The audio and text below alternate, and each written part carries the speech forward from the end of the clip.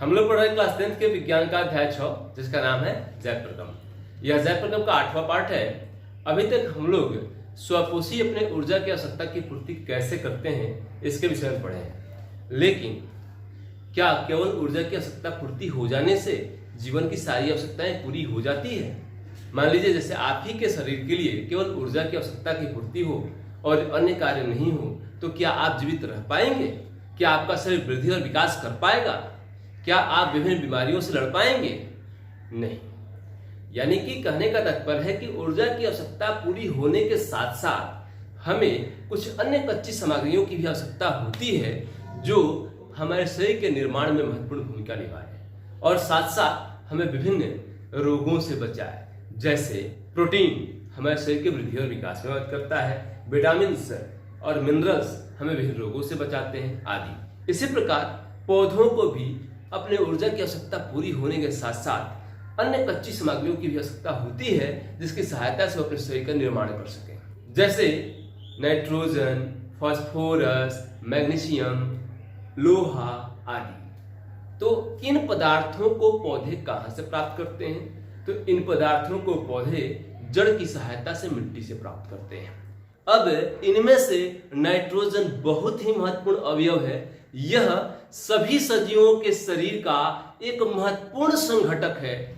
यह सजीवों के शरीर में संश्लेषित होने वाले विभिन्न जटिल पदार्थों जैसे प्रोटीन, विटामिन, न्यूक्लिक एसिड और क्लोरोफिल का एक अभिन्न अवयव है।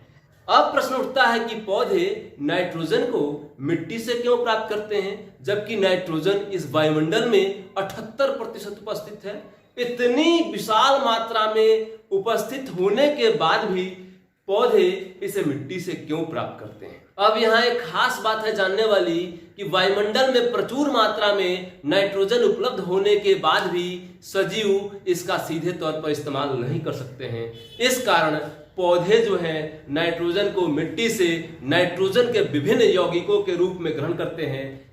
अब प्रश्न उठता है कि मिट्टी में नाइट्रोजन कहां से आया?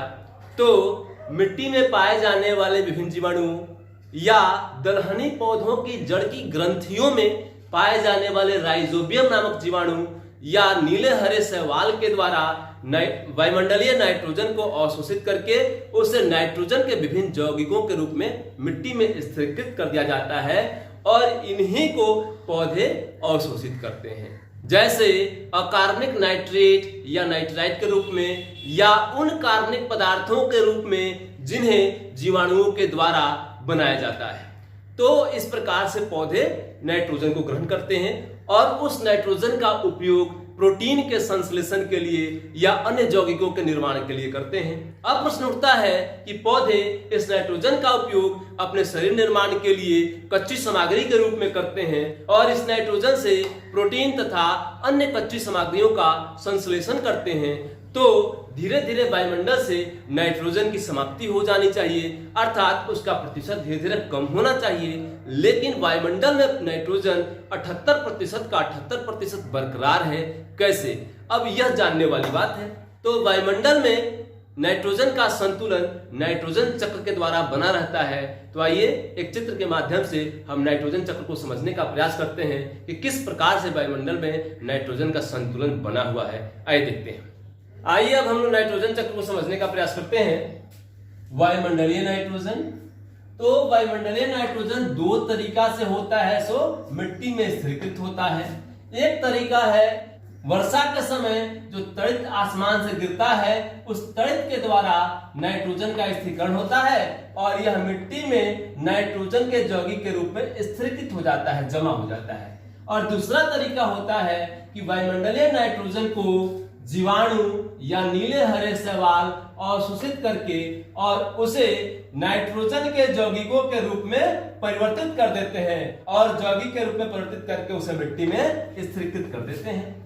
और इसके बाद यहां से जीवाणुओं के द्वारा या तो सीधे उसको गैस में परिवर्तित कर दिया जाता है, जीवाणु द्वारा नाइट्रोजन यौगिकों का गैसीय नाइट्रोजन में परिवर्तन, या अगर इसे पौधे अवशोषित कर लिए तो पौधों के अवशोषित करने के बाद वे उसे प्रोटीन में या अन्य यौगिकों में परिवर्तित कर देंगे, जिन्हें जंतुओं द्वारा पौधों को खाया जाएगा। और पौधों को खाने के बाद जंतुओं से जो उत्सर्जन होता है, अपशिष्ट पदार्थ का निष्कासन होता है या जंतुओं की मृत्यु होती है, तो उनके द्वारा नाइट्रोजन अपशिष्ट प्राप्त होता है। और नाइट्रोजन अपशिष्ट जो होता है फिर से मिट्टी में नाइट्रोजन यौगिक के रूप में उपस्थित हो जाते हैं। या पौधे की मृत्यु होती है तो पौधे की मृत्यु के बाद भी वह नाइट्रोजनी अपशिष्ट के रूप में मिट्टी में विभिन्न यौगिकों के रूप में जमा हो जाता है और फिर जीवाणु उसे तोड़ करके और गैस से नाइट्रोजन में परिवर्तित कर देते हैं और यह फिर वायुमंडल में पहुंच जाता है। तो इस प्रकार से यह नाइट्रोजन चक्र है और वायुमंडल में नाइट्रोजन का संतुलन इसी चक्र के द्वारा सदा बना रहता है। अब इस पर कुछ महत्वपूर्ण प्रश्न उठते हैं, आइए उन प्रश्नों को हम लिख लेते हैं। आइए अब इन प्रश्नों को नोट कर लेते हैं हम लोग। पहला नंबर प्रश्न है, वायुमंडल में नाइट्रोजन कितना प्रतिशत है? तो उत्तर होगा इसका 78%। प्रश्न नंबर 2 है, पौधे नाइट्रोजन को कहां से प्राप्त करते हैं? उत्तर होगा मिट्टी से।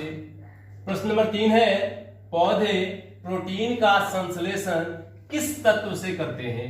तो उत्तर होगा नाइट्रोजन से। प्रश्न नंबर 4 है, पौधे नाइट्रोजन को मिट्टी से किस रूप में ग्रहण करते हैं? तो इसका उत्तर होगा अकार्बनिक नाइट्रेट या नाइट्राइट के रूप में या कार्बनिक पदार्थों के रूप में, जिन्हें जीवाणु वायुमंडलीय नाइट्रोजन से बनाते हैं। इसके बाद कुछ और महत्वपूर्ण तथ्य हैं जिसे नोट के रूप में हम लिख लेते हैं। नोट नंबर 1 है, नाइट्रोजन सजीवों में प्रोटीन, विटामिन, न्यूक्लिक एसिड, पर्णहरित अर्थात क्लोरोफिल आदि में अनिवार्य रूप से उपस्थित रहता है। नोट नंबर 2 है, सजीव वायुमंडलीय नाइट्रोजन का उपयोग सीधे तौर पर नहीं कर सकते हैं। ठीक है, यानी सीधे तौर पर वायुमंडल से नाइट्रोजन को सजीव अवशोषित नहीं कर सकते हैं।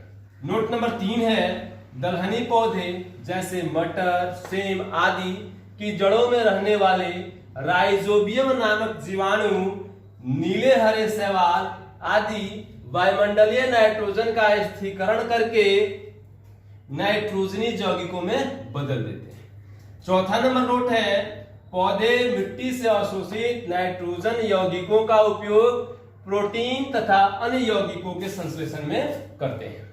तो ये महत्वपूर्ण तथ्य है, इनसे परीक्षा में बहुत सारे प्रश्न निकल के आ सकते हैं, इसलिए आप लोग इन्हें अपनी कॉपी में नोट कर लें। बस इतना ही, धन्यवाद।